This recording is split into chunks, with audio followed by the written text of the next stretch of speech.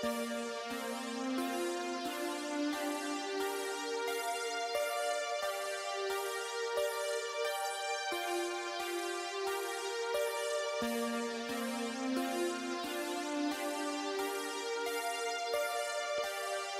occasionally think how quickly our differences worldwide would vanish if we were facing an alien threat from outside this world. And yet I ask you, is not an alien force already among us? From the gates of Mount Rome to the far corners of the endless highway, wherever you are, welcome to the show.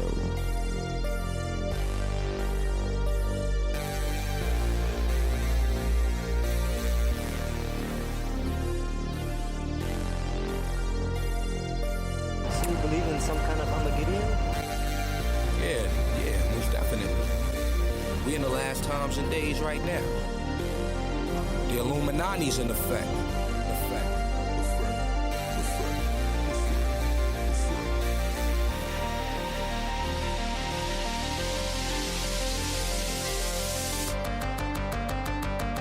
Welcome back to the show. We have a special guest here today. He's a podcaster, researcher, and I think he might have a PDF copy of a book available for people to check out. We'll get into that. Joining me is the host of the My Family Thinks I'm Crazy podcast, Mystic Mark. Happy to have you on, man. Thanks for having me. Pleasure to be here. And it's quite an interesting topic we're going to talk about. So I'll let you maybe lead the way as far as questions go. But for people who are just learning about me, my podcast, My Family Thinks I'm Crazy, you can find it on all platforms and on YouTube. And then if you go to my website, I do have some PDFs that I've written that are available. The links are there on my website. Yeah. Before we dive in, I do want to say, podcasts like yours are educational. I think, especially yours. I mean, that's like one of the key auras or vibes that I get from your show is that there's like this undercurrent of this like educational sort of quality to it. And shows like that are invaluable in that sense, like where you find a show like yours, you get in, you start listening, and you find yourself starting to re-educate.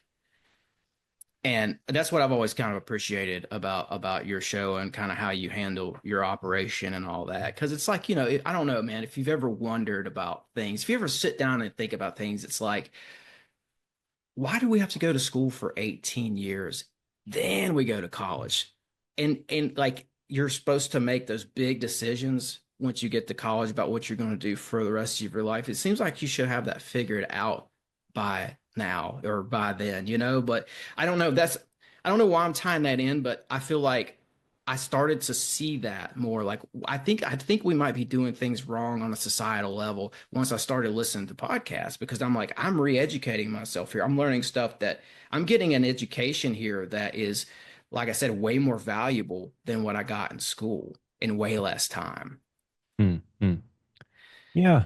I came to a similar conclusion, which is what initially led me to look for interesting podcasts. I think the first thing I listened to was the Joseph Campbell archives on Spotify, and that was before Spotify had podcasts on it, as far as I know, but they did have this whole section of, like, I can't call them audiobooks, but I don't know. I don't think they still have it.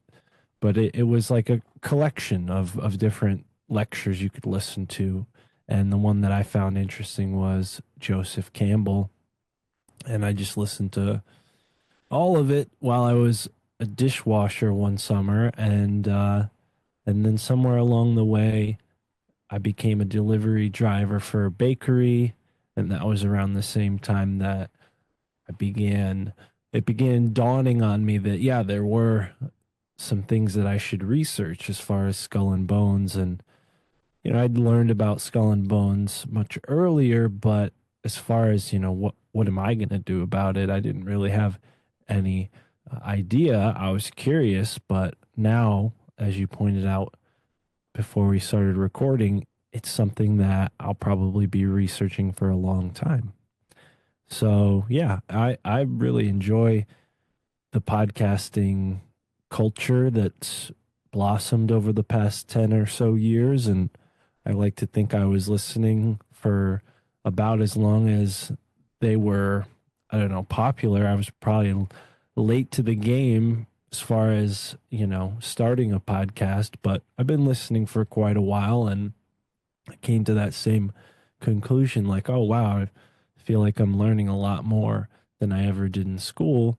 And maybe what we're going to talk about today connects to that, and why people come to this conclusion that school isn't as, it's not valuable in the idealistic sense. It's valuable in a industrial sense or in a pragmatic sense. But for people who are looking for something deeper from life, it's not necessarily always the right path. Some people might find their calling through school, but I think more often than not, school tends to shape people towards the system. And, if someone's calling is to be a part of the system, that's fine to a certain extent. But for me, yeah, I was never really uh, endowed with any sort of, huge income to go and invest in an education. And I dropped out because I was kind of like, I don't really think this is worth my time. I probably can find something more productive to do, because I really wasn't excelling in the community college that I chose to go to. But what I did like to do while I was at that community college was walk around New Haven, particularly Yale, and Skull and Bones' Mhm. tomb is on a street that you can walk down. So sometimes I would walk past there, but for the most part, I would sit on the green in New Haven and read books. Or I don't think I really, yeah, I didn't listen to podcasts back then. That was a little earlier than when I found podcasts. But yeah, I would, listen to these things I was reading in these books, and Yeah. it kind of led me in this direction. So It yeah, sounds like we're about to kick off the story there. Sounds like it's about to start with you on the green. So I just wanted to pop in and say yeah, a couple things here, just because you've got my mind kind of working here. It's like I hear you, man. Like I have a similar sort of story where I almost went to like a big university, and I'm glad I didn't now because of I'd probably still be in debt with student loans and everything. And I went to the school. I wanted to go into political science because I got real into politics in my senior year. So I went to this kind of a swanky school nearby, did the tour, did all that. For some reason, maybe it was some divine intervention or something like that. I just ended up not pulling the trigger on it. And it's funny because not too long after that, I decided not to go in, so I make this decision. Not too long after that, the universe, I guess, or God or some unseen force put politics back in my life. And I ended up working on a campaign for a guy running for Congress. And it's a long story of how that sort of happened for me, which I won't get into, but I think it's crazy that it's like, okay, it's I didn't go to school, but yet I still got the education, the better education, because I actually worked on a campaign. They couldn't have taught me that stuff in a classroom. What I learned out there on the road, riding around with a campaign manager for a guy running for Congress. That was it. So if I had gone to school, I would have never got that lesson. And what I got from that lesson was I don't really want to be in politics anymore. So as soon as I joined up, I kind of quit, but I got the life lesson from it.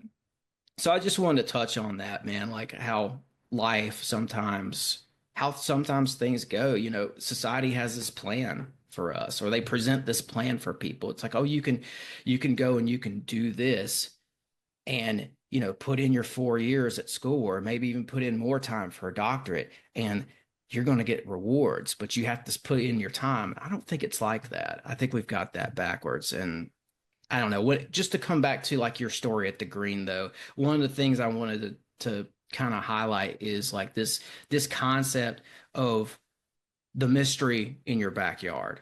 And I think that's ultimately, like, if you zoom out, like when you look at the research you've done into New Haven and Yale, when if you zoom out, ultimately what you've done there is you've gone looking for the mystery in your backyard. That's something that excites me.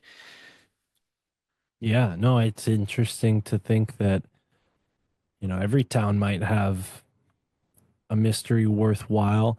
Not every town has a Yale University, and not every university has a Skull and Bones, but for sure there are other similar instances of strangeness. So with Skull and Bones and Yale, you have a tremendous amount of influence and power and ton of very notable and wealthy people making their names after graduating from Yale University or having a reputation beforehand due to their family's name.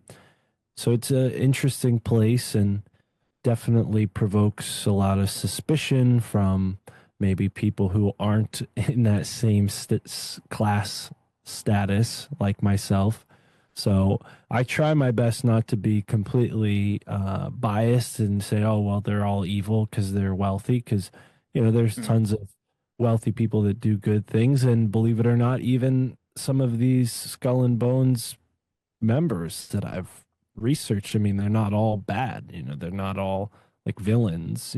Some of them definitely fit that description. But I think what the real secret is that they're initiating people into a sort of understanding that allows them to rise above the cultural programming that the rest of us tend to fall victim to. Not always, but for the most part, a lot of us are subject to these forces that guide our lives in a direction that maybe we don't necessarily want to go down. And there's all sorts of family and economic reasons why that happens.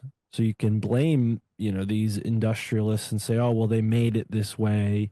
They created this system that we're living in. There's truth in that. But what I think is more interesting is the esoteric side of what they're teaching each other. And, if there is some value or power in that understanding that they're keeping so secret, like, can we know it by their fruits? Like, can we examine their work and maybe gain some clues as to what they're keeping secret? Because as far as I've been able to research, outside of maybe one or two sources that have either infiltrated Skull and Bones socially or infiltrated Skull and Bones physically, uh, even after those two, plunges into the depths of their tomb, there's still a lot of questions unanswered, and sometimes, yeah, those dives into what's going on end up bringing more questions and less answers than you'd expect. So those two instances would be in 1876 when the Order of the File and Claw was formed, and they decided to break into the tomb. And it was partly because Yale was rapidly getting taken over by alumni from Skull and Bones. They'd been around for multiple decades at this point, so their alumni had gone on to become Yale's president and all these other important positions within the school. They even pulled a school that was nearby and combined forces with something called the Sheffield School of Science. And this school was responsible in many ways for our industrial revolution that affected the whole world. And how did they do that? Well, they were some of the first people to take rock oil, what they called it at that point in time, rock oil, and, work on it to the point where now we have petroleum, right? Gasoline. So, I mean, just there in that one scientific endeavor, you have the entire world changed forever. Boats, planes, automobiles, trains. I mean, it's all changed forever. At that point in time, they were pharmaceuticals what's or that? medical, maybe the medical, at medical industry too.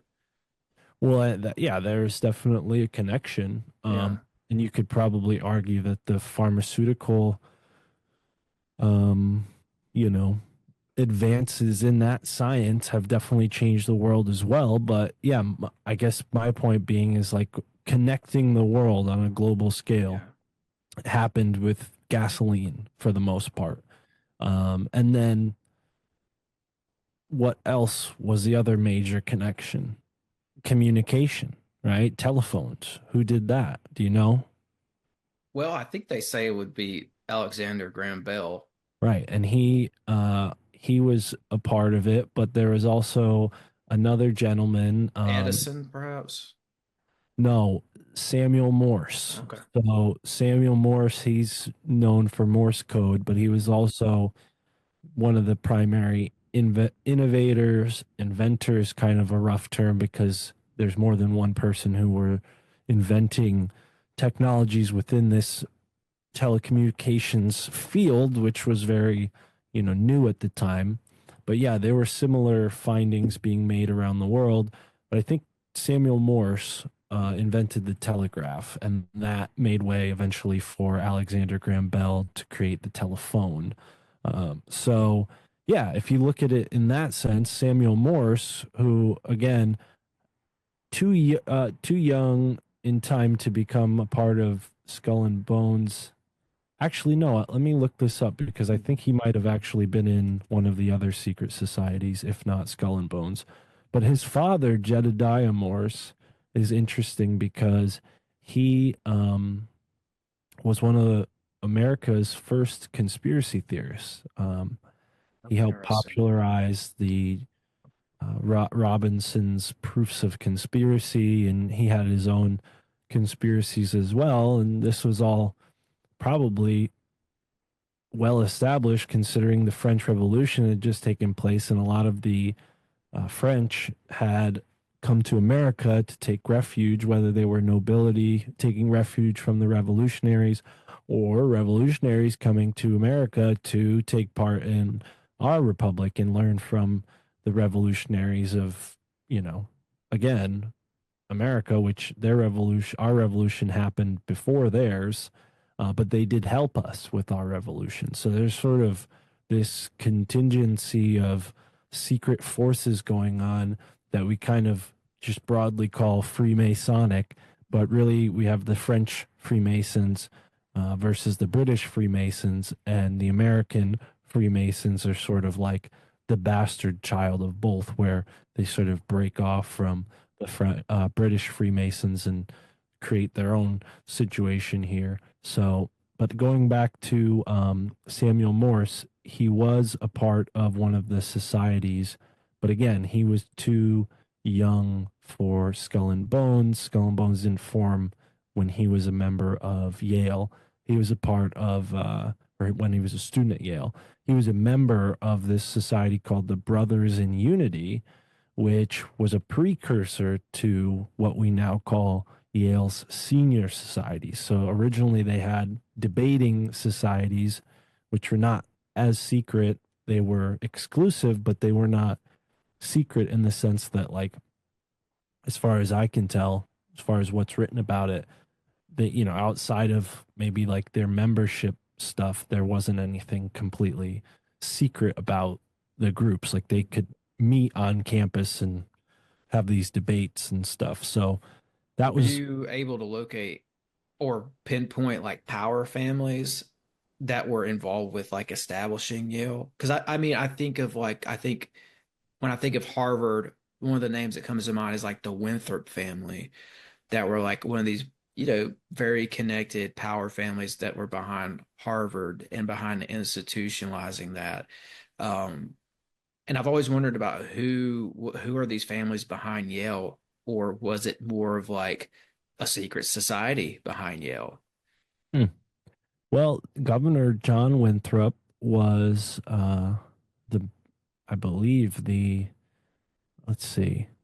Maybe He was maybe pre-Harvard, but definitely in power. Maybe he was the governor when Harvard was formed, but he definitely didn't go to Harvard. He went to Trinity College.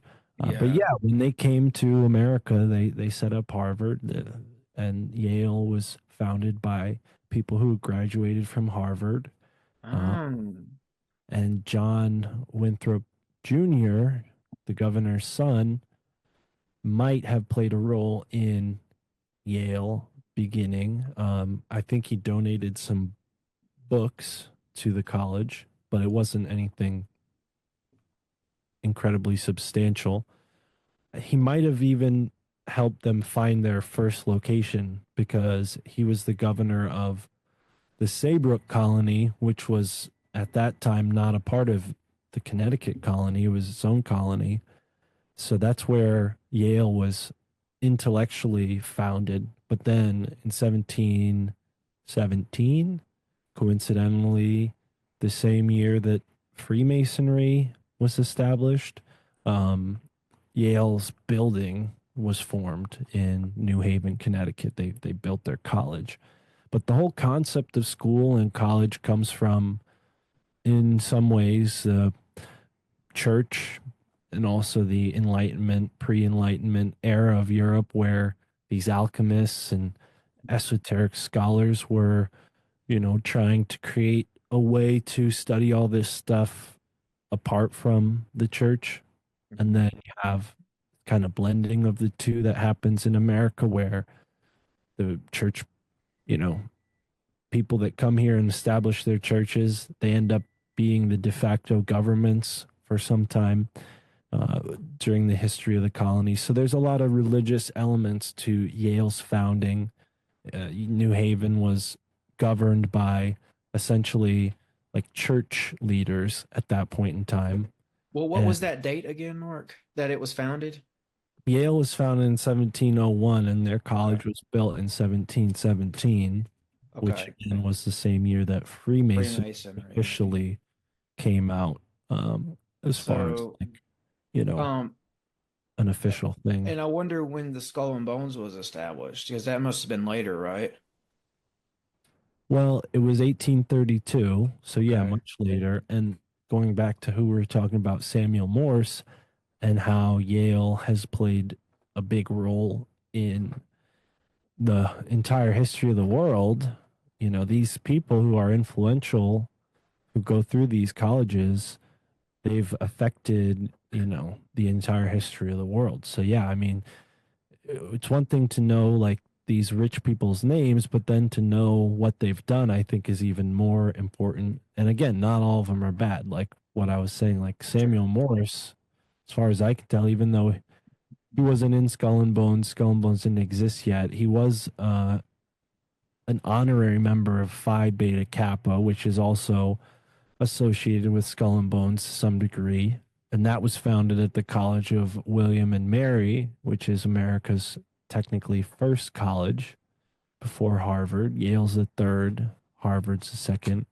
So yeah, there's, this sort of elitism and this really high cultural manifestation of academic, what became academia, but at first it was kind of braided in with religion and also a little bit radical in the sense that, except for maybe monks and like sort of religious areas, the people weren't really studying these sort of liberal arts and such Yeah.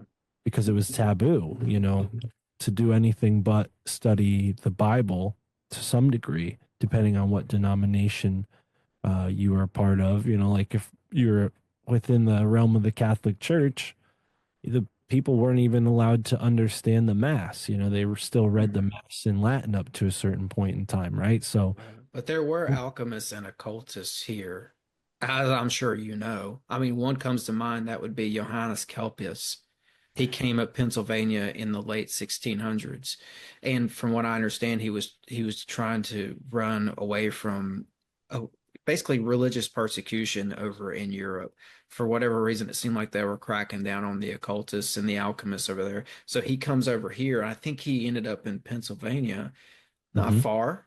So they were around. And also, this Now that's like late 1600s, so that's early. We know they were over there, and I'm just kind of like thinking about that word esoteric that you brought up a minute ago, and I was thinking like in the 1800s when Helena Blavatsky came over, she talked about how the American government was almost entirely ran by the mystery schools and the secret societies. So that always kind of stuck with me. I'm like, that's interesting. It's almost like, you know, at some point in the 1800s, maybe before, but definitely by the late 1800s, the circles that she was running with, she found herself in the room with all these, powerful people, and a lot of them were in government, and a lot of them were initiates into the mystery schools. Yeah. And I just think about, your research here with that too. It's like there had to have been some of that. Well, John Winthrop, the younger, the son of the governor of Massachusetts, was an alchemist, and he came to Connecticut to kind of get some freedom from the really strict religious environment of Boston.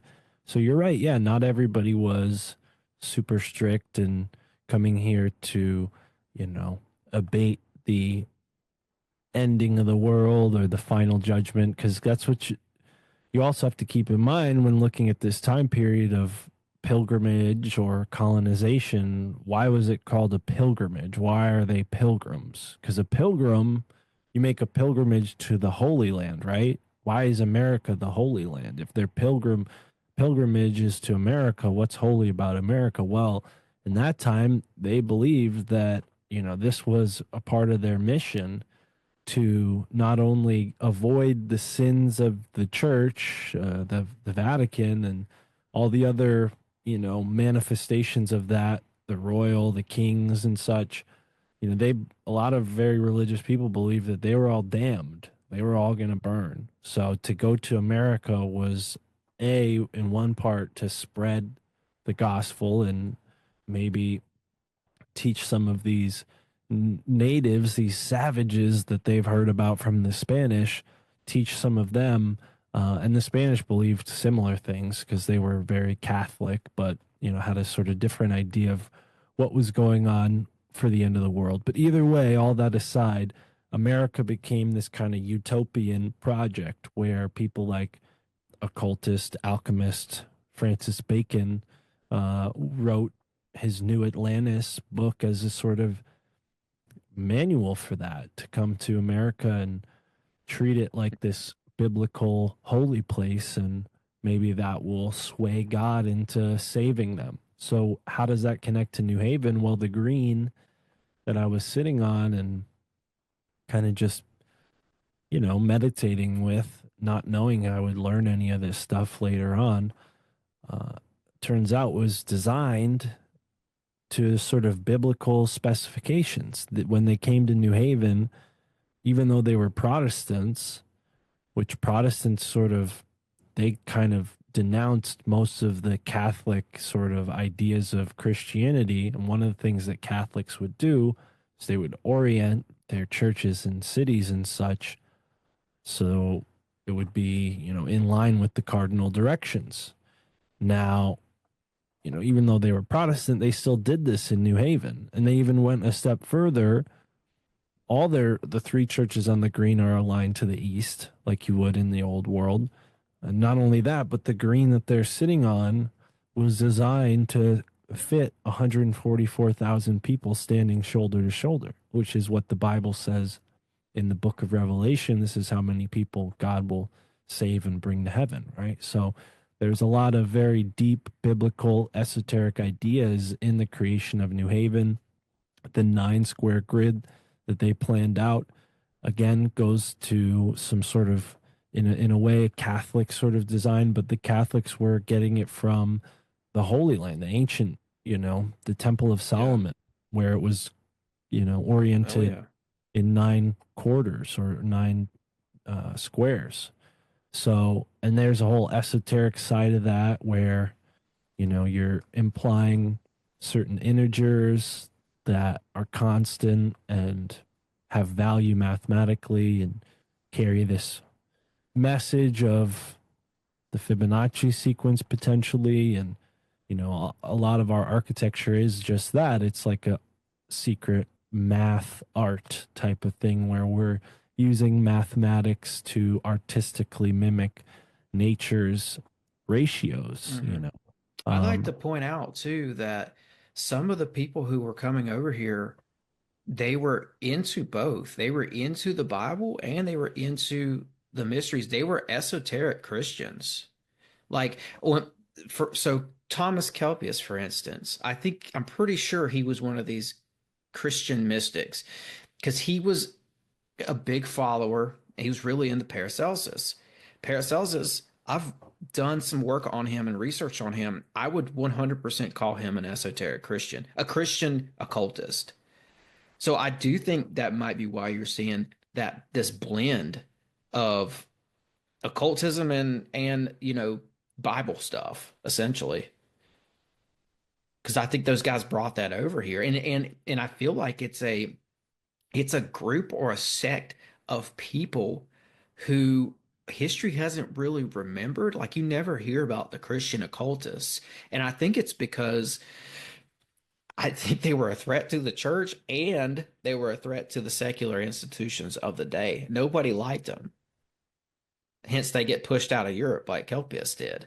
hmm, Because they're taking off the church and the secular people. They're one of these groups that just falls in the cracks, yeah. but they're in the mystery school, so they're a part of like I don't know, passing the baton or the torch, if you will. Well, Johann Kelpius definitely could have been a Rosicrucian. I think that's Mm. the what I've learned, and he was there in Pennsylvania, and I think the Ephrata cloister sort of formed after he was there. But I've been to his cave, the cave of Kelpius, and it could have been built by him, but that connects Were they to. hiding out there or what? No, it's not that type of cave. Okay. Couldn't live in it. I mean, you might be able to sleep the night in it, but you're not gonna live at more than one person in there for very long. It's very when you think of a cave, it's not like what you have down there on your side of the Appalachian Mountains. It's more like a chamber. Like you would sit in it for meditation and it would kind of dull your senses and allow you to go into a deeper trance Mm. state, which is why people think, yeah, this guy was particularly mystical because he was seen uh, meditating in there, the cave. Yeah, I mean, and if when you add in like the concept of like granite and like going into the White Mountains. Like I found out recently, I found out some stuff on Crowley. He was doing all this magic in the White Mountains in New Hampshire. It's super interesting, but it's almost as if he was drawn to that place because that's where they get a lot of granite from. Like New York City, from what I understand, and some of the other cities on the East Coast, when they build these big buildings, if you go in there, you'll notice you'll see like granite floors, like a huge spectacle. And apparently, a lot of that granite came from the White Mountains. So it's almost like maybe the alchemists do this. Like you go into like Plato's cave, maybe there's more to it than just being secluded. Maybe you're going into the earth and you're, I don't know, like using the crystals around you or something for spiritual needs, spiritual connections. I don't think it necessarily just has to be crystals. Yeah, The earth has plenty of crystals in it that we can't see true. and that are deep in the earth too. So could just be the earth's energy. But yeah, no, I'm with you. I think that's a part of it, and maybe why Kelpius was drawn to the Wissahickon Creek, and that kind of area is pretty interesting, and the history of it. It's not particularly my expertise, but I have learned about that from Mike Wan and Ross Ben, which you might be familiar with if you know about this. But it's kind of funny. My last name comes from a group of people that immigrated to America from Germany only a couple decades after Johann Kelpius did and came to the same place, Philadelphia.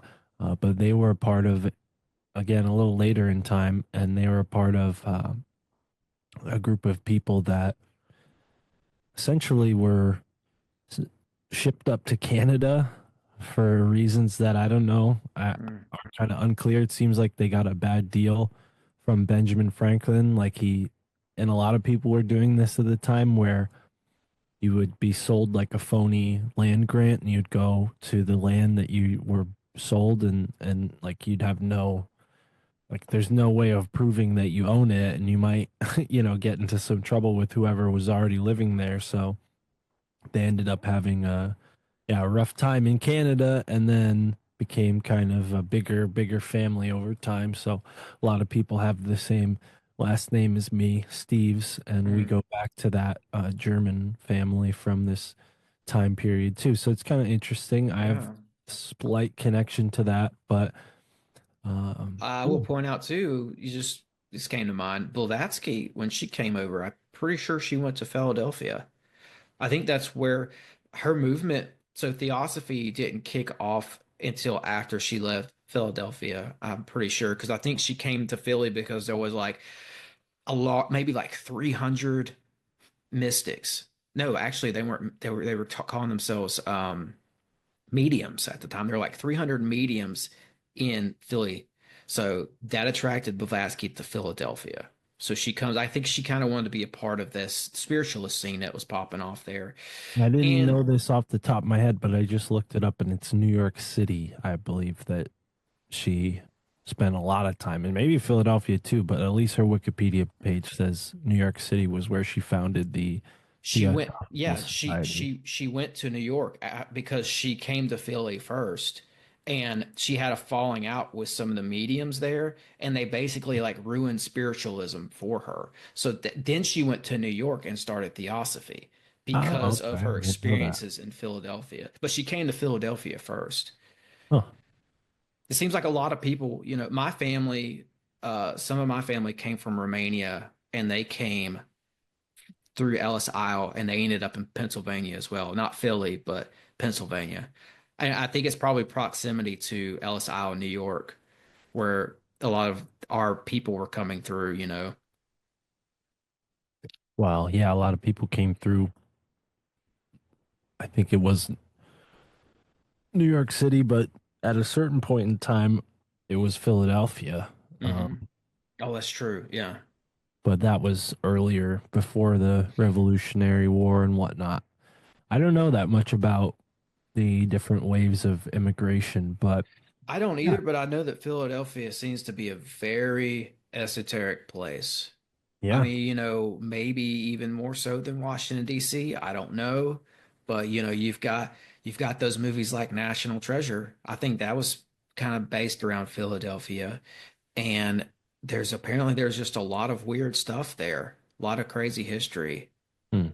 And I wonder too, like to jump back to like New Haven, like that green area that you're talking about with all like the sort of like sacred notions behind the geometry of it and just the thought they put into it and the 144,000, all that's a very esoteric kind of a thing. But I'm wondering if they picked that location because it was on a ley line or something. I don't know how deep it goes, but That's a good question. The guy who surveyed it, he could have been aware of it. I mean, he came from England. There's tons of ley lines there. Of course, that term didn't exist back then, but that doesn't mean that they didn't know about them. They certainly could have known about it. So I don't know. That's a good question. There is a ley line that people have identified, and it is kind of a strange thing when you look at Boston and New Haven and the New York City and then Philadelphia and then Washington D.C. and realize you can draw a straight line through them. That's kind of strange. I mean, I don't know that there's any other major cities in the world that line up as neatly as those. And if you take that line and draw it further out, it goes all the way to Stonehenge in England and the pyramids in Mexico City. So, yeah, I mean, if the founding fathers were and these different groups of people were, aware of these energy lines, they probably would have lined things up.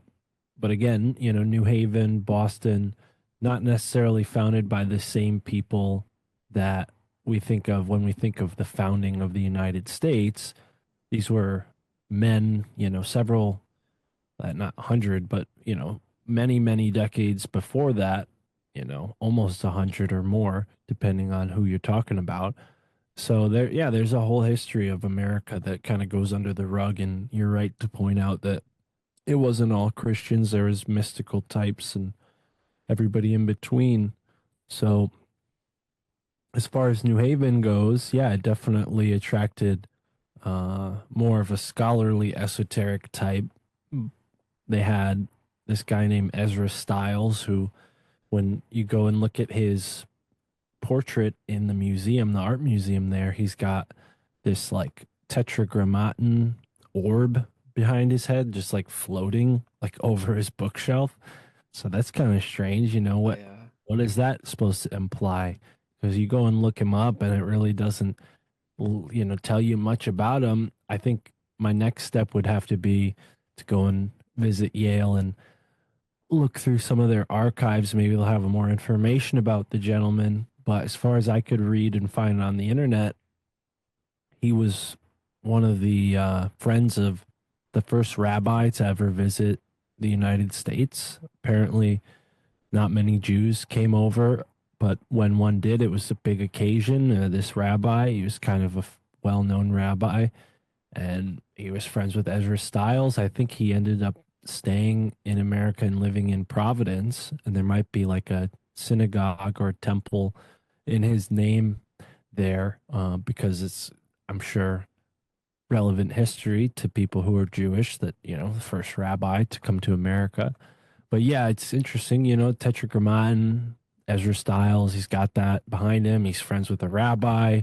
Maybe he knew about the Kabbalah. Maybe he knew about these esoteric things. And again, when we look at the 9 square of New Haven that was surveyed by a man who was educated at Cambridge College, his name was John Brockett.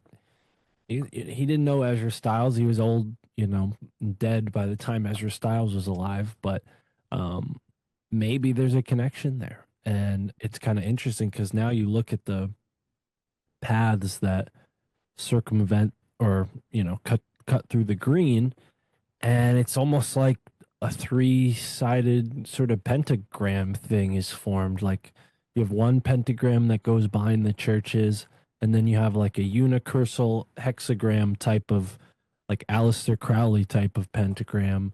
Aleister Crowley used that sigil on the back of his tarot cards, the unicursal hexagram. It kind of looks like that when you look at the the way the paths intersect the green. And that's always kind of made me wonder, like, what are these lines supposed to be pointing out? What are, outside of the obvious, is that a pentagram, right? Because if it's just a pentagram, that's one thing. But it seems a little bit more complicated than that. And The so word that comes to mind about it. is sigil. Yeah, I'm not but I sure. think it is because Yeah. when you draw a magic square, the next step is to create a sigil with the magic square. So you have 9 squares that represents Saturn. Let's say you do 12 squares that might represent Jupiter. I don't know the other numerations, but I know from researching this that 9 squares, or 3 by 3, represents Saturn. It's also like, the magic square. I remember doing that in math class in like second grade, where you put, 1 through 9 in a certain order and you can create the number 15, right? 1 plus 5 is 6. Saturn is the 6th planet from the sun, and also has a hexagram on the top That's of it, which is right. apparently some sort of storm, which I don't know how that makes sense. I That don't either. I've always Yeah. wondered about that. It's Yeah. funny. People listening can go find this. Like there's pictures. Now I don't know how legit these pictures are, but you can see that there's a hexagram on top of Right. of Saturn. Before Without we going into our planet's real and all that, you can go and check that out. And Right. and they do. They say it's a storm, but maybe Well, there's and something. even if it's all CGI, they're associating the hexagram with Saturn purposefully then. Sure. Because if it is all fake, then there's someone deliberately putting a hexagram on Saturn, which I think that would be even more of a case to prove, because that, you know, again, if our view of these planets is fake or rendered digitally somehow, which I don't totally buy into that, but I don't necessarily buy into the whole moon landing scenario either. So I'm a little torn on the space subject. But even if it's a fake image, it's still an egregore. It's still an idea that they're placing in front of you and asking you to pay your attention to. And when they teach you the, you know, classical planets when you're a kid, like, you know, Saturn is involved in there because it's one of the few planets, or what is it, out of the six, right? There's only six we can see with the naked eye, and then the other three or four we found afterwards with the use of modern telescopes. But, you know, allegedly they always knew about the other planets esoterically. But yeah, I think Saturn itself is, whether it's a planet or not, and whether you believe in space or not, it's still an egregore, and it's still an idea that exists and has all these associations that aren't accidental. Like, it's not an accident that people associate, you know, time and Saturn, or death and Saturn, or the material realm, or work. Like, these are all sort of Saturnian concepts within the Western esoteric realm. And in a sense, Yale embodies some of that in a very pronounced way. So, yeah, what those paths mean on the green could be a sigil. I don't know. But what's even stranger is when you look at Western esotericism, there are all sorts of associations that are drawn between the planets and various things in our natural world. And one of those is trees. The trees have a ruling planet, right? Or rather, the certain planets rule over certain trees according to the esoteric lore. So, for example, the elm tree is said to be ruled by Saturn. Well, go figure, New Haven's nickname is the Elm City because of the elm trees that were planted there in the 19th century. This is part of this, like, sort of beautification movement. I think it connects to this Greek idea of Arcadia and creating this sort of like a utopia. Again, the apocalyptic Christian idea of these new colonies was that they would create a Christian utopia that eventually became occulted and relegated to the elites, who redefined it in this more Enlightenment era vision that included the Pantheon, the Elysium mystery school type of understanding that, for the most part, now in our modern world is either talked about in a historical context, or in these certain sectors of society is something that you can actively take part in.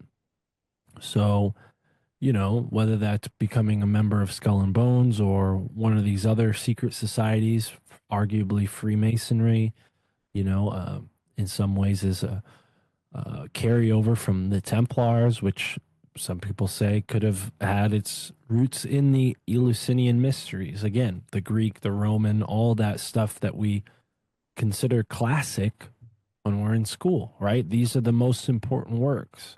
Even though the Hindus and the Chinese and the indigenous people of the world have been creating culture and generating ideas for aeons, this one culture is the most important to us, right? And subsequently anyone who is raised in America, the classics, right?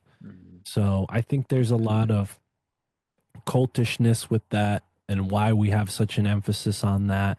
And then subsequently, you know, academia and American history and the way we see the world now is in the modern age very much been molded by these Ivy League schools like Harvard, Yale, Princeton, College of William and Mary, Columbia, and then others that aren't necessarily considered Ivy League, like Georgetown, which is a Jesuit college.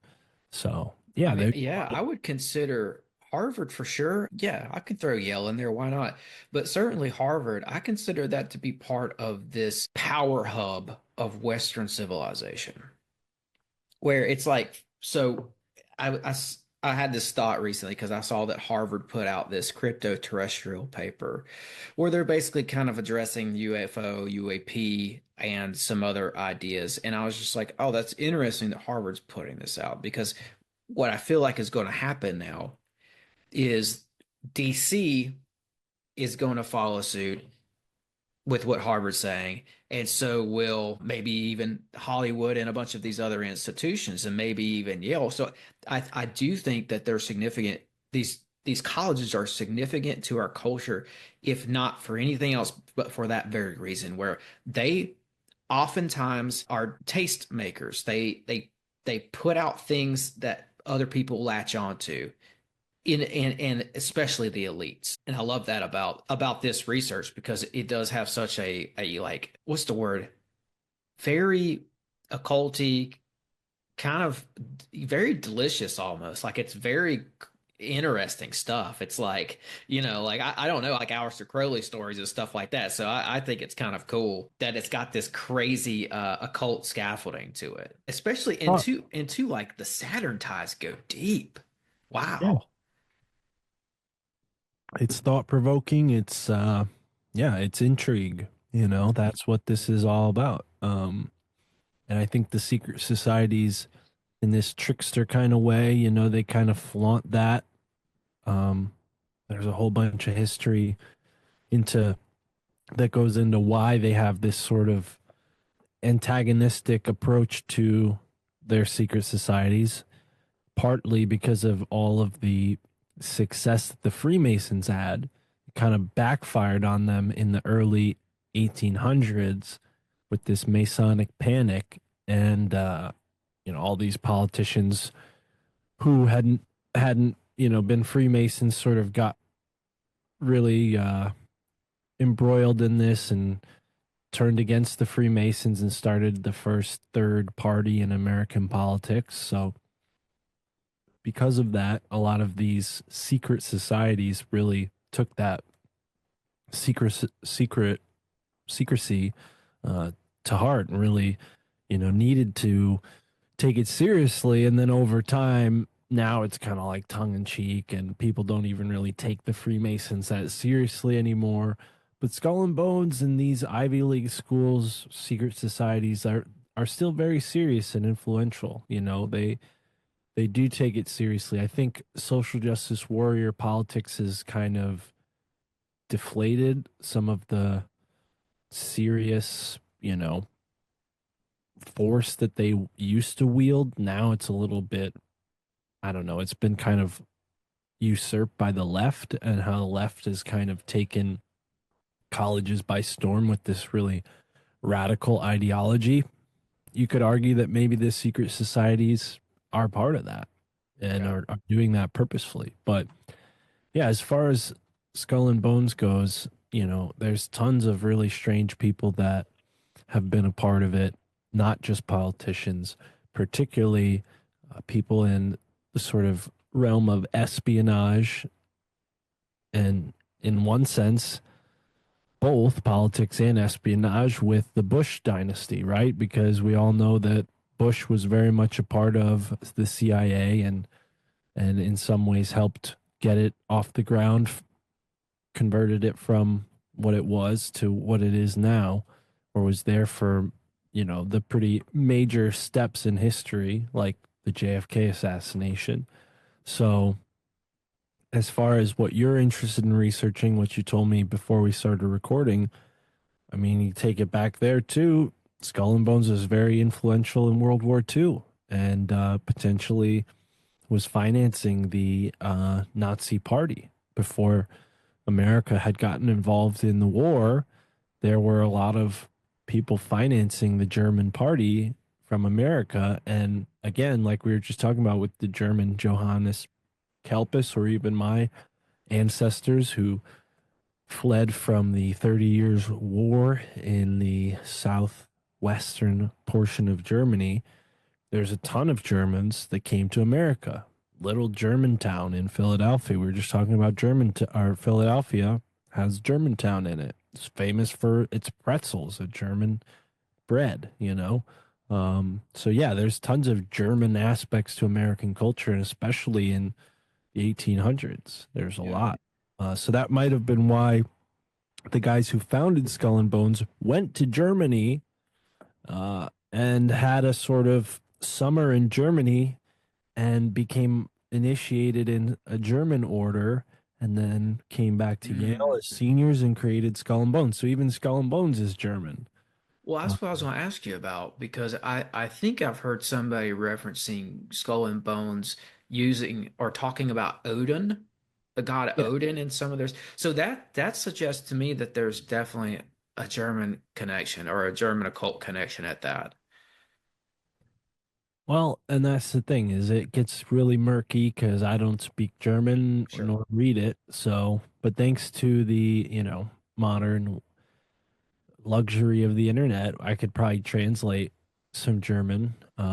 So I'm making my way through trying to understand what was going on in Germany when the two founders of Skull and Bones went there. It was Alfonso Taft and Samuel uh, Huntington Russell, I think his name was. Kind Do of. you, do you have a date for that Yeah, generally? 1832 was That was 1832? when Skull and Bones was formed. Yeah. Yeah, but when do you think that they were in Germany? Was that also?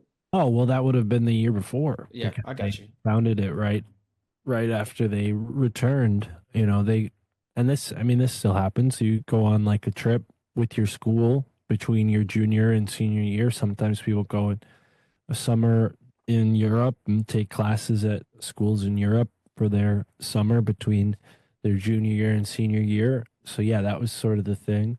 Mhm. But William Huntington Russell, not Samuel, and he had a brother, or not a brother, but a cousin named Samuel Russell, who was one of the first sort of backers of Yale in a major way.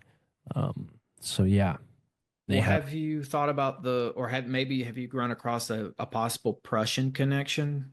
Because from what I understand, the Prussians, excuse me, they used to wear these hats called Totenkopf.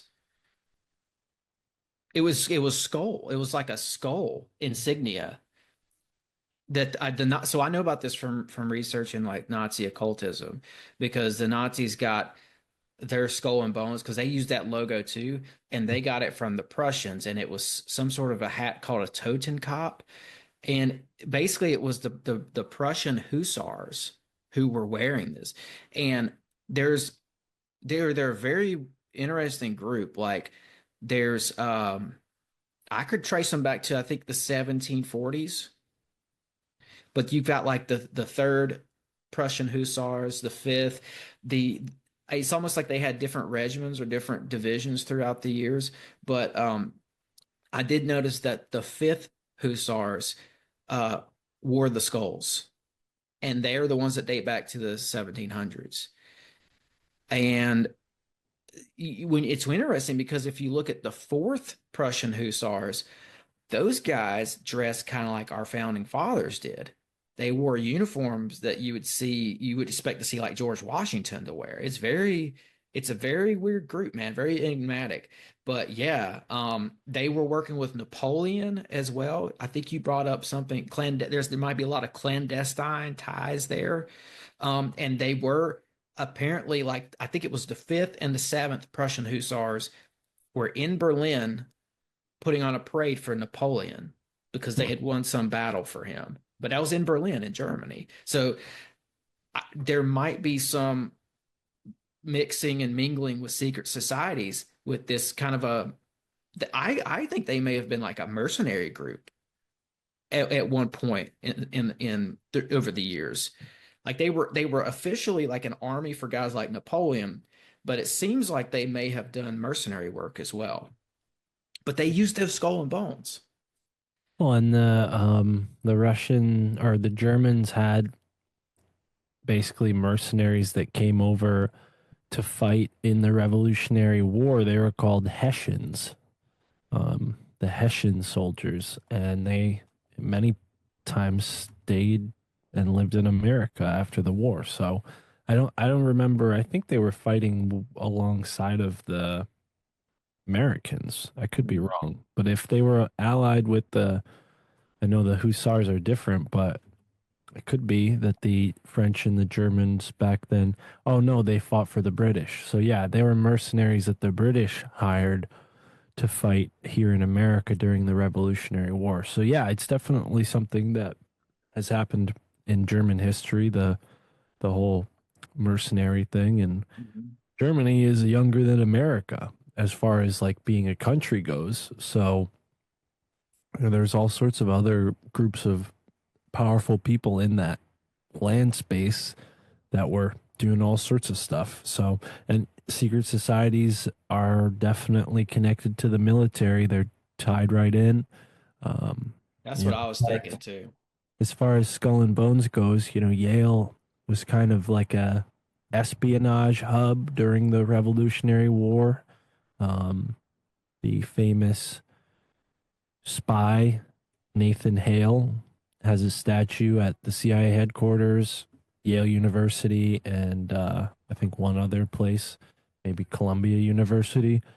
But yeah, it was kind of known that yeah, there was just spies and people like that in this part of the country during the Revolutionary War because the English had been pretty well established in New England, and there were loyalists and different people who were, even though they were considered American or born in America, they were loyal to the British crown.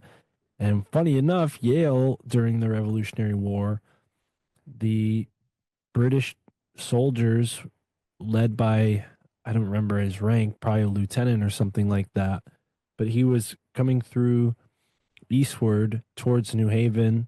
He destroyed all these towns and places along the way to New Haven. But when he stopped at New Haven, they appreciated Yale so much that they didn't destroy it. I don't know.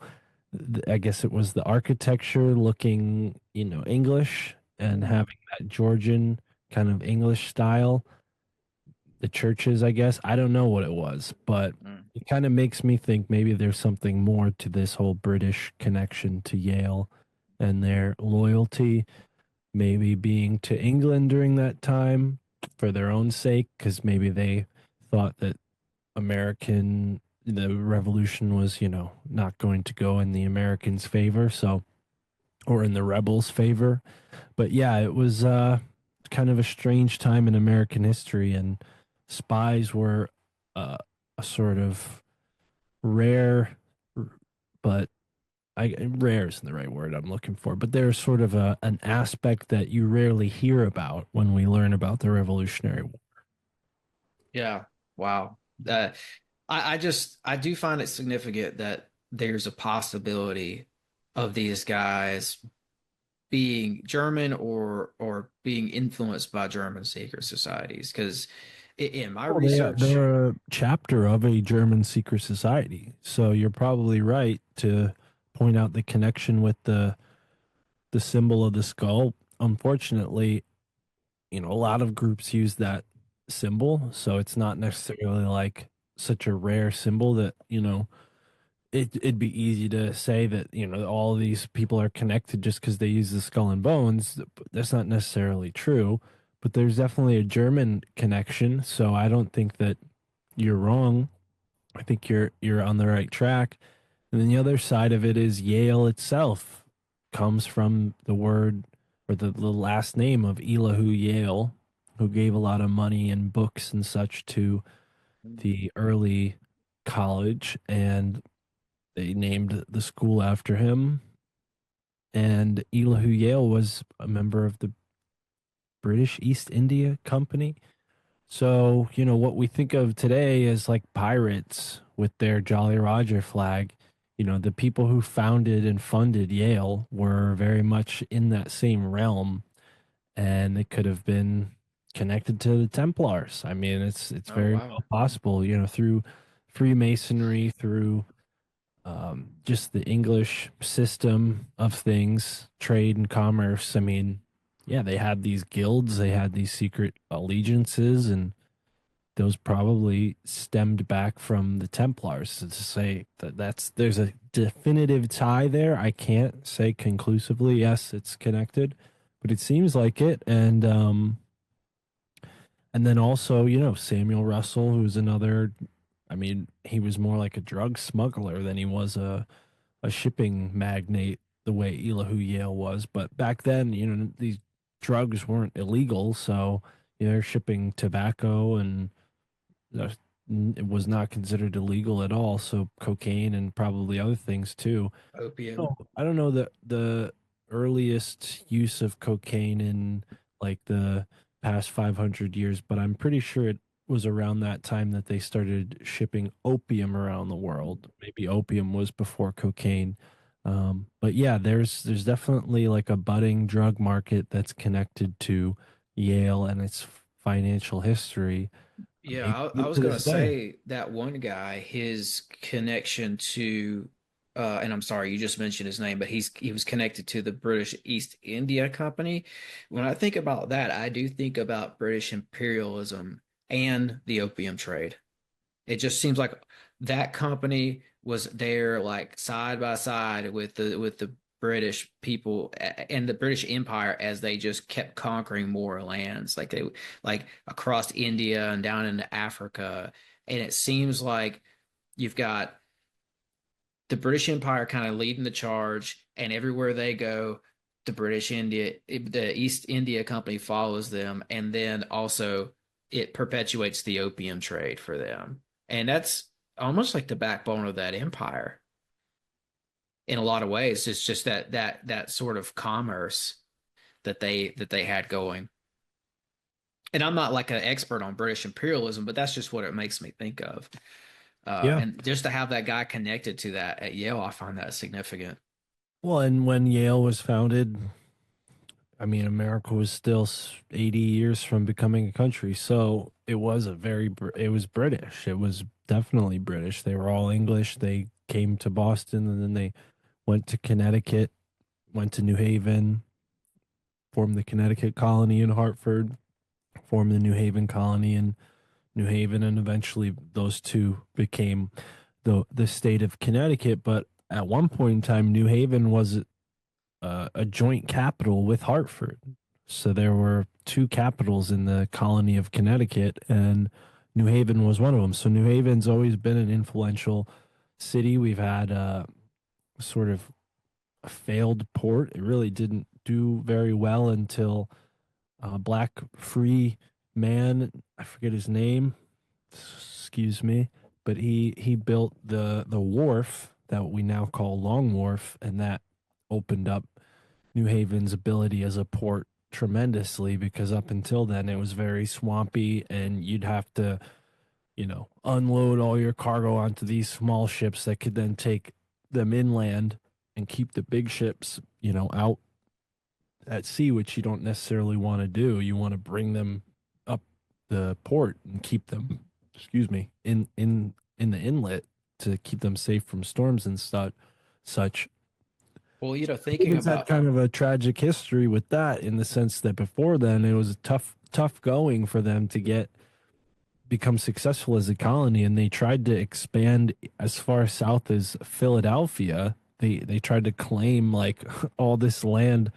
Long Island Sound was technically a part of the New Haven colony at one point, which is why you have Huntington in Long Island, probably named after the same family, the Huntington family. William Huntington Russell, founder of Skull and Bones.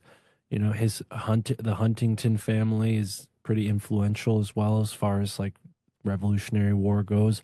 A lot of these people became a part of the secret society called the Society of Cincinnati, and again, Yale has its connections to that society too. So, Skull and Bones it's kind of like a revolving door kind of circle through history, where like a lot of these groups do the same thing but change names. Like that's the kind of revolving door aspect. Like they go and repeat the same actions just under a different guise.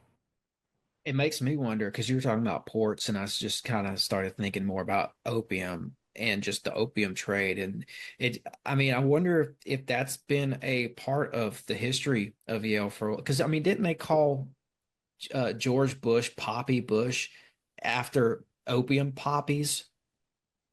I think And it has something to do with it. yeah, I don't know. they say that's what they say. There's, you So know, my great grandmother actually danced with George H.W. Bush at a local social.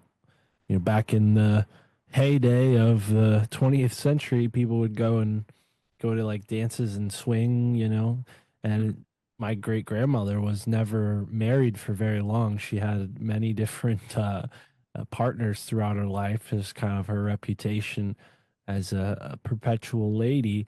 But she, yeah, had a dance with George H.W. Bush at a social. And it's kind of strange because the day he died, I learned about the news of his death in his home.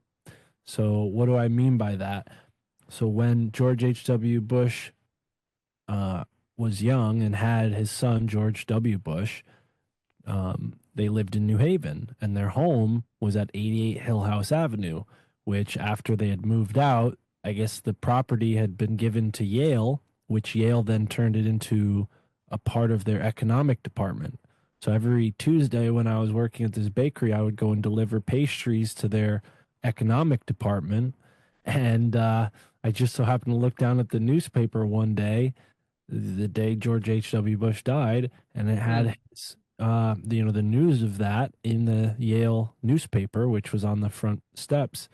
And I picked it up and read it, and I was like, wow, look at that, 88 Hill House Avenue. That's where I am right now. wow, wow. So, I'll go and tell that story to my grandmother, and she's like, "Oh, well, guess what? Your great grandmother, my mother, danced with him at a social." So it's kind of just really strange how these things kind of loop in, where like one person knows a person that then is related to me, that then I'm going and It's a bit researching. of a sync. It's a bit Yeah, of a oh, sync. big It thing. Yeah, personally, like, sure. and like it makes me wonder. And I knew I should have probably asked this question a long time ago and at the beginning of this episode, but I kind of wanted to just I liked where it was going, so I didn't want to ask it. But I'm going to ask now. It's like, what was the spark for you to kind of go in depth in studying, essentially the mystery in your own backyard? Was it you're on this route as a delivery driver and you find yourself in George Bush's former house the day he died? Was that the spark, or was there another spark that got you to really That dive was into like, this? so I'm guilty of being a procrastinator, I guess. Probably a little too lazy for as much aspirations as I have. But yeah, I knew about Skull and Bones before then. So that was kind of like a kick in the ass, that moment of like, Mm, hey, why are you sitting on all this stuff you've been learning? Keep going, right? That's what that was. But the spark was when I met this guy Amos, who you could see on my Instagram. Um, I haven't talked to him in a while. I don't know where he is. He's changes his phone so often that can never keep up with him. But yeah, so he and I met on the green when I was in community college, just sort of sitting on the green reading between classes, and we became friends. And he told me why he moved to New Haven and how Geronimo's skull had been robbed from his grave by Prescott Bush, the father of H.W. Bush, and how Yale University was lying about having it. They say they don't have it. Meanwhile, it's pretty obvious that they do. There's a bunch of different pieces of evidence, and you can sort of read between the lines. So he moved to New Haven from Arizona, where he's from, and connected to Geronimo. He's like in a sense, a descendant of Geronimo. He's from the same blood, the same tribe.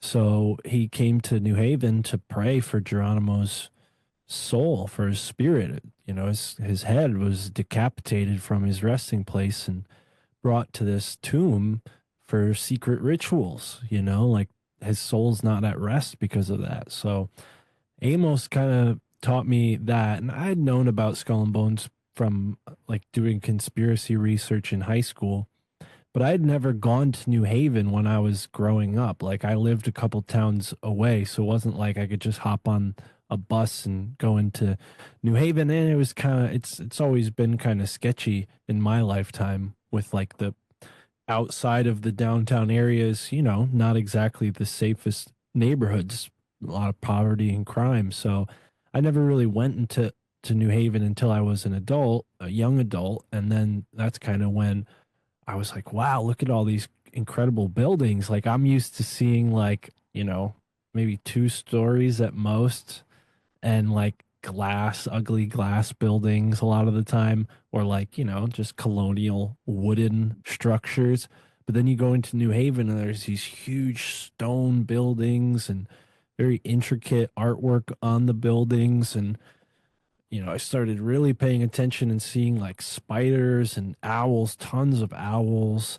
You know, I started seeing just little weird like faces, and in one part directly overlooking Skull and Bones, there's like a harpy angel type, fallen angel type of, they call them Aphrodites, but this doesn't really make sense because there's only one Aphrodite and there's four of these angel beings on this one part of the art museum. Mm-hmm. And it's stone relief, so it doesn't like scream out at you, you know, it's stone. It's a grotesque. So it's like, you know, you kind of have to be standing there and really get a good look at it. If you're just driving by, you probably won't even notice it. But when you look at the angel that's right over where Skull and Bones is, like right next door, the angel is holding a decapitated head. It kind of looks like Medusa's head. I'm pretty sure that's what it's meant to be, or like the Gorgon, the head of the Gorgon from some legend. I think Medusa was a Gorgon actually, so it could be the same thing. But yeah, I just found that really strange because it's like Skull and Bones, decapitated heads, and then here on the building itself, there's like this allusion to what's going on. So I later found out that a lot of those buildings that I was looking at were built after Skull and Bones. So Skull and Bones is already an influential presence on the campus, and then they build all this stuff. It's like a esoteric cathedral, like, you know, like there's like hidden symbols on it and stuff. Like this is bigger than the, in my opinion, this is bigger than the Nicolas Cage film, you know, like because this is a real stone, like this is set in stone, this mystery, and it's just waiting to be decoded. And I've seen a couple books that have attempted to do it, but that's kind of what I'm doing now, is like figuring out what it all means and how it fits together and why Skull and Bones created this like road where their headquarters ends at the cemetery. Like there's, oh, and I know that's coming out of left field too, because I didn't explain any of that. But the green where I was sitting and where I met Amos used to be the burial ground for the colony. So the churches, right, in typical church fashion, you'd have your burial ground behind the church.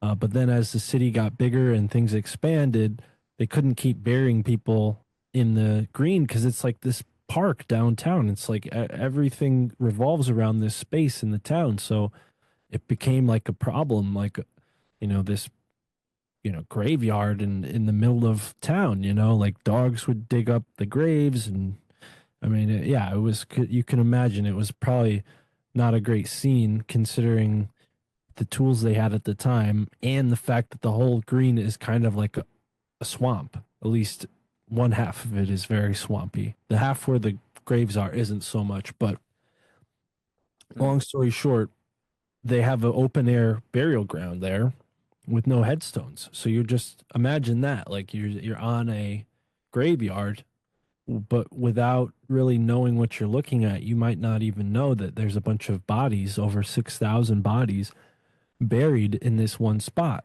So when they built the new cemetery, the Grove Street Cemetery, they employed the same architect who built the tomb to build this like giant gate at the entrance of the cemetery.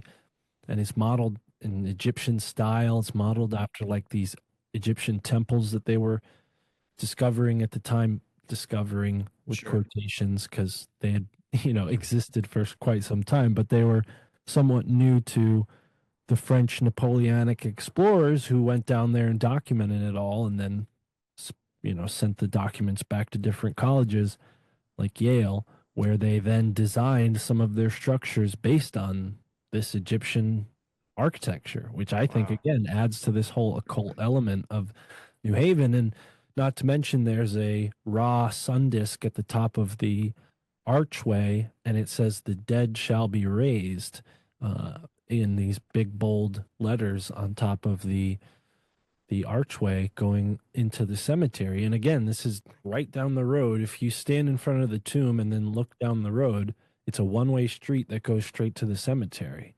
Yeah. And on your way there, it becomes at first it's a road for cars, one way, and then it ends at this sort of walkway that then you keep walking and eventually there's the cemetery. But along that walkway, there's other several interesting things like the Sterling Memorial Library, the Sterling Law School, the Beinecke Rare Book and Manuscript place, library. I think it's called an archive. And then a couple of other smaller features that, again, make it all very interesting. And Harkness Tower, which, if you don't know, Harkness is another big family, influential family that was connected to Rockefeller Standard Oil. So they were a big part of creating what we see now with Yale as far as the money to build all these beautiful, magnificent structures. Where did it come from? It came from Standard Oil, Rockefeller, the Harkness family, who, several of them went to Yale. And again, like I said, the oil industry would probably be nothing without the innovations made at Yale. So they, one back scratches the other, one hand, Yeah. this. So And then you've got all this symbolism there. And it's I don't think any of the symbolism that we see in our towns and our cities across this nation, I don't think any of that's random. We might not understand what they intended by it at the time, but I just don't think it was a random coincidence that they chose what they chose. And like, you're talking about the Egyptian stuff, like you've got these Aphrodites, and you've got this Egyptian style gate at the cemetery, and it's like we've got that here in Nashville, and it's very bizarre. There's a Presbyterian church downtown that looks just like an Egyptian temple here, and it's even inside. It's got like Egyptian iconography. It doesn't look like a Christian Presbyterian kind of a place at all. Even the altar of that place has like Egyptian. I mean, the podium. I mean, has Egyptian symbolism. It's like, okay, what was that about? And then you come to find that there was a pyramid here in Nashville. They said they built it for the Centennial Expo of the late 1800s. It's kind of shrouded in mystery. And then, but I'm thinking you've got the Egyptian stuff up there. We have it here. I know it's in a lot of other cities. And like, honestly, I'm starting to think that it wasn't just a Egyptian revival that I think that happened. I think people got real into Egypt and, like you said, the air quotes discoveries that were being made. But like, what if it was more so that we were pulling stuff out of the ground here that was Egyptian? Because that's the local legend here in Tennessee, is that there was an Egyptian temple that's at the bottom of Tellico Lake now. They put in a dam and they flooded it. And there were Oxford people down there who were excavating this site, and they said it was an Egyptian temple. And this TVA, I don't remember what it stands for, but it's Tennessee Bureau of something or something other. TVA came in and they tell these guys, look, you've got a couple of days to finish up and wrap up your excavations here because we're about to dump concrete in this. And they did. They built a dam right on top of this. But and it's a shame because they were saying they were dating it to be as old as Göbekli Tepe or older, which is crazy to me. It's like, why would they dump concrete on this place? Like, Göbekli Tepe is like supposedly like one of the oldest spots we know about, and there's one in Tennessee, and you guys just flooded it. It's crazy. So I honestly wonder, Mark, if there Now, was a fascination with what Egyptian stuff because we were finding it here. what was the body of water that they Tellico Lake. tell? And so that's a man-made lake, then, right? Yes. Hmm. Okay. Yeah, I gotta look into this. I've heard a little bit about that before, but I've never really looked deeply into it. But yeah, you're right. And I think, if we're gonna talk about, what America was, let's go back to what I was saying about how the pilgrims made a spiritual pilgrimage to America, right? This whole idea of coming to the Garden of Eden. Well, I don't know how familiar you are with the whole old world conversation, but maybe you know about Old World Florida, the YouTube channel. He's been a guest on my show and a bunch of other shows, and he says that the what is it, the Fertile Crescent is actually the Gulf of Mexico, and that the biblical, and he's not coming up with this on his own. He's found a ton of sources that sort of led him to suspect this. But yeah, there are plenty of people who thought that the Bible is actually describing places in America, whether that's Florida or somewhere else. I don't know the specifics, but to hear that there was a pyramid in America, in Tennessee doesn't surprise me at all. There's a ton of ancient stuff here in America that is being ignored. So maybe next time you have me on, we can talk about the old world stuff because, Yeah. I don't necessarily get into like the mud flood and the flooded buildings conversation, although this flooded pyramid is kind of a different thing. I'd be more interested in that. Well, But let me. I've looked into like the stone chambers and the various stone structures that are particularly in New England, but then also down closer to you in the Ohio River Valley. There's also structures down there and even ancient furnaces and places where metallurgy was going on. And according to archaeologists and anthropologists who study America, they say, oh, well, metallurgy only occurred in very few places and they were only using low temperatures so they could only smelt things like tin and they could work with gold, but for the most part that's why there aren't iron implements here in America or anything beyond copper because they weren't doing that. But that kind of goes against these findings because we've found furnaces where not only is there traces of iron, but there's other materials like bronze and such that they were possibly smelting in certain parts of America. Then there's the whole conversation about the missing bronze that was shipped out of America into Bronze Age Europe. That's a whole nother conversation. But yeah, I think there's a ton of evidence to show that there is actually a more advanced civilization here than what we're told about the Native Americans, and that the Native Americans might have been sort of like survivors of whatever cataclysm destroyed that, or maybe they were interlopers who came afterwards and either intermingled or killed the survivors of whatever that cataclysm was, right? So Mhm. because there's the whole conversation about the mound builders and how they disappeared, and the natives that were living there when Europeans began exploring the area were not actually the same people that built the mounds, even though they had habitated some of them and even taken some of them on and built their own structures. It's the same thing that happened in the Andes Mountains with the Inca. They didn't build a lot of those megalithic structures. They have legends of these other people who came before their ancestors who built them, and then their ancestors came and built on top of certain structures. So, yeah, I think Yeah. America's much older, and it could be that there was a more advanced civilization here that was known about in Europe and then kept a secret for a very long time.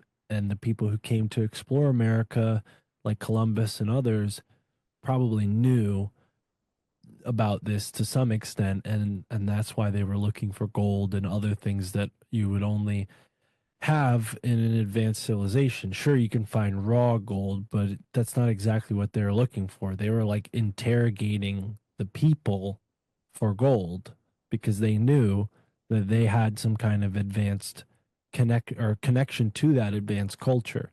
Maybe they didn't think they were that advanced culture because they didn't seem to respect them very much, based on what the conquistadors did. But it seems like they knew, these people and their gods maybe are the same gods that we know about, the Egyptian gods, right? Yeah, right. Yeah, my supposition has been that a lot of our cities, and I won't go into it today, but I've got articles about Nashville in particular that there were discoveries being made here that point to there being an ancient civilization here before your Wikipedia founded by date, right? So I've got stuff I've looked. I'm actually researching this right now, and I found stuff with Pittsburgh and with Asheville, North Carolina. There's evidence that there were people living there long before the Wikipedia founded by date. My supposition would be perhaps there's places in Connecticut just like that, maybe New Haven itself. But yeah, I mean, you brought up the mound builders, and I think this like solidifies the point when you look at places like Cahokia outside of St. Louis. They left Cahokia Mound there. We could go see that, but they destroyed tons of mounds in that area. So St. Louis has been a city for thousands of years. Judging by some of the archaeologists that I've read, people were civilized there, or people had civilized there, and they had a city there. And I mean, they just tore a bunch of that stuff down. Like I saw a picture the other day of them. There's actually a picture of them destroying a lot of the mounds in St. Louis. A picture survived, and I've they heard just of dug into them. Cherokee brick structures that were built Yes, by the Cherokee before colonists ever came, and how the yes. Cherokee have all these really interesting aspects to their culture that connect them to possibly old world cultures. But yeah, I'm with you. Yeah, I it think ties they're into this Tellico Lake thing that I was telling you about. There okay. were because I don't know if you ever want to do something on it or Yeah, let's what. do it. Okay, because I'll just say this so we can get back on topic, but like you're right. There is some pretty well-founded rumors that the Cherokee had buildings and paved streets, and a lot of it's in that Tellico Lake region I was telling you about because they flooded a river. There was a river there that they flooded that whole valley of, and that's where that Egyptian temple was. But also, the Cherokee had 7 cities along that river, and that's all underwater now. So we could talk about that some other time, but that opens up a whole Right. cabinet of Well, it's stuff. a common story too. Like all over America, you have these man-made lakes with these super dams, and a lot of times, and this is the nature of how humans build. We build on rivers, we build on in valleys and places where we can fish and have a reliable source of food.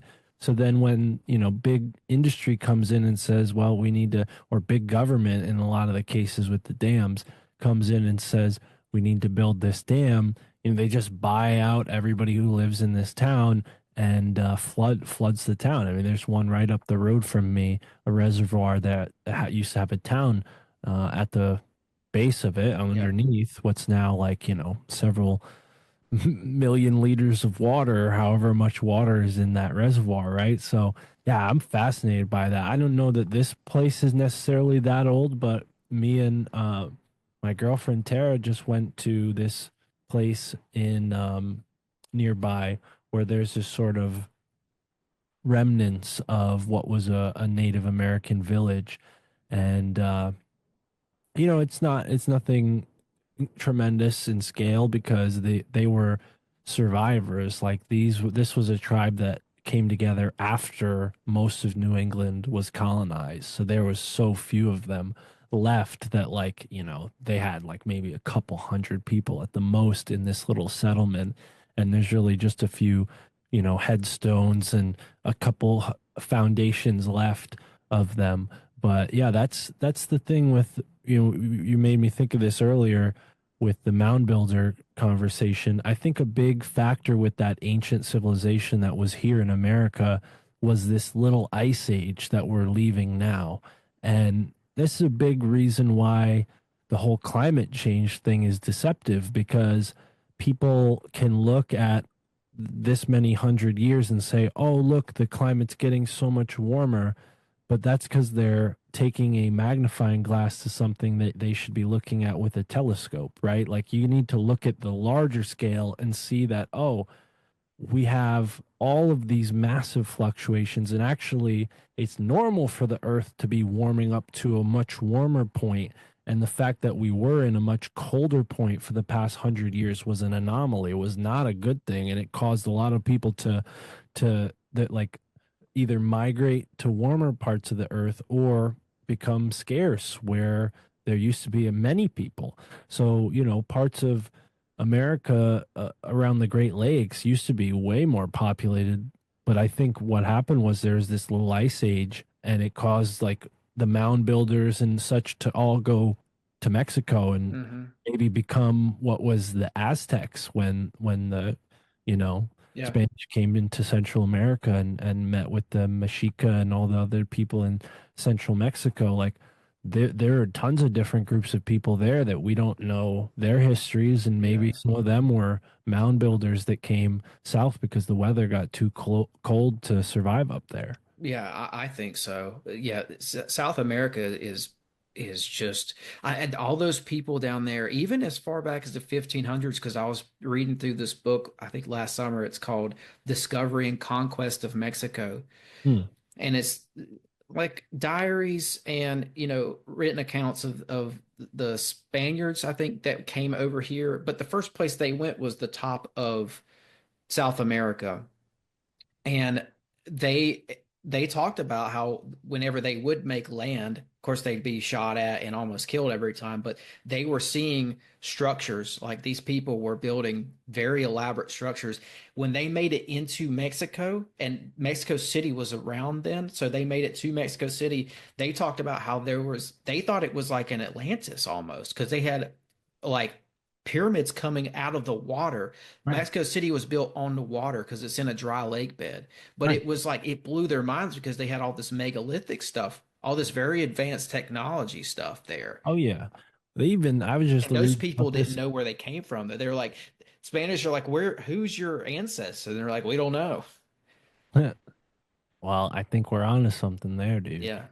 For sure. It's funny, this isn't necessarily mind blowing, but I read yesterday, coincidentally, that in that lake, before it was drained by the colonists, the Spanish, there were these special types of salamanders that we now think of as axolotls or something. I don't know. It's some Aztec word, but they're those little like Pokemon looking salamanders that stay underwater, and they're like pink with the frills coming out of their side of their head.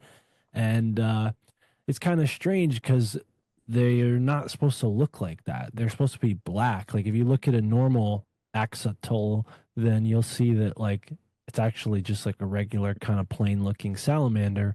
But this one that is famous for looking cute or whatever has some kind of genetic disorder that makes it stay in the embryonic phase for its entire life. And apparently the Aztecs really liked eating those. So maybe they were, who knows? This is a Yeah. real stretch just putting two and two together. But Hey, they they found were, that they found that Aztec blue, traces of oh, that yeah. in Georgia, I think. Okay. So there is evidence that they were here at one point. I Yeah. think it's called Aztec blue that they found at a site in Georgia or maybe Mississippi, but I think it was Georgia. But I like this Ice Age thing because it makes sense, because I do think that these mound builders did migrate down to, there's a good chance that they migrated from the Great Lakes, came down through the Southwest, and then ended up going down into South America, and they would have to go through Mexico. And it's interesting because if you ever look at pictures online of the museum in Mexico City, it looks like giants were living in that region. Everything's huge. Every item in that museum is big. It looks like a giant built it. Well, and that's the other thing too is if the climate changed significantly, what would have once been tall people in colder regions would then become shorter people over time along the equator. Like this is like you could track different ethnologies and see that like where you are elevation wise and also latitude wise can affect your height as a human over time. Like people who live Mhm. in colder elevation or higher elevations in colder regions tend to be taller and thin, like me, whereas people who are in the equator areas or the warmer areas, the flatter areas tend to be short and squat on average. It's not always the case. You have like really big, tall Mexicans in some cases. Maybe those were these guys, or maybe Mhm. it's the Spaniards. But yeah, I think the point that maybe some of these, I don't know, giant type creatures that could have built the megaliths that we see all over the place, like it's a big it's a big part of the equation because some of the megaliths have giant skeletons in them, so Yeah. clearly there's a connection there. But yeah, we got to do like an old world type of episode, and I'll have you on my podcast if you want, and we could talk about your area and all the strange stuff you've been researching down there in Nashville and the areas around it. Because yeah, you seem like you know a lot about a lot, Tim, and I enjoyed talking to you. I feel like I didn't exactly give everybody a comprehensive, view of what Skull and Bones is, just sort of bits and pieces. So I apologize if All people right. were expecting something more, like the fundamentals and whatnot. Um, I've kind of approached it from a stranger point of view. So if people are looking for that, there's other episodes on my podcast where I've gone in depth on what Skull and Bones is and more aspects about Skull and Bones. And I've done a ton of interviews like this one where I kind of touch on different points. But my main resource for information on the Skull and Bones history and all the different associations is a book called Fleshing Out Skull and Bones by Chris with a K, Kris Milligan. And if people look that book up, it's a great resource. I've had Chris on my podcast. I hope to have him back on again soon. And my goal is to take some of the ideas that I learned about in that book and then kind of write my own book, maybe a little bit more specific to New Haven and not so much Skull and Bones.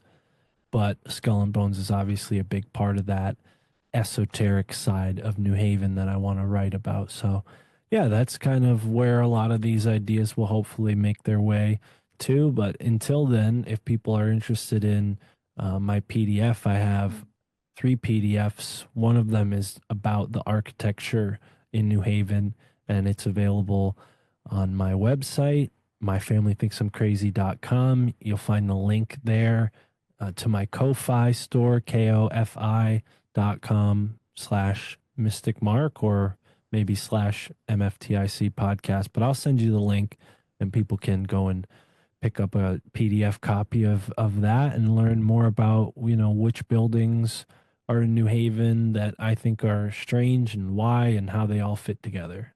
Yeah. I think this was a good overall just exegesis on New Haven and on some of the peculiar aspects of Yale.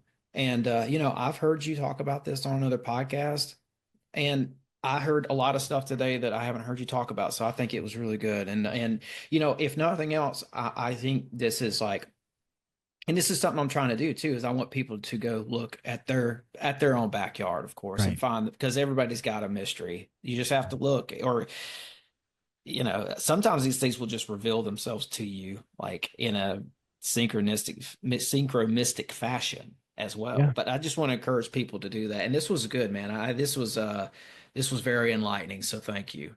Yeah. No, thank you. Be happy to come back on again and talk more about some of the stuff we just were talking about, the old world conversation. But yeah, there's a lot more to the Skull and Bones story than we can mention in just one podcast. So yeah, thank you for having me, and Yes. people can learn more. My family thinks I'm crazy wherever they listen to podcasts. So wherever you're listening to Perfect. this right now, go and give My Family Thinks I'm Crazy a follow. And I'm gonna, if you let me, swapcast this episode on my feed So for my audience listening, go and give the Six Sensory podcast a follow wherever you're subscribed to the My Family Thinks I'm Crazy podcast, because I really enjoyed doing this, and definitely think my audience will enjoy your podcast as well. Thanks, Mark.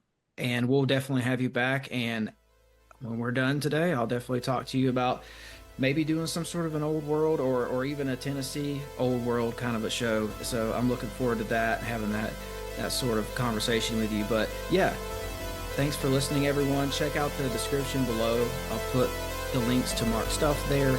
And as always, break the mold, conquer the realm, and thanks for listening.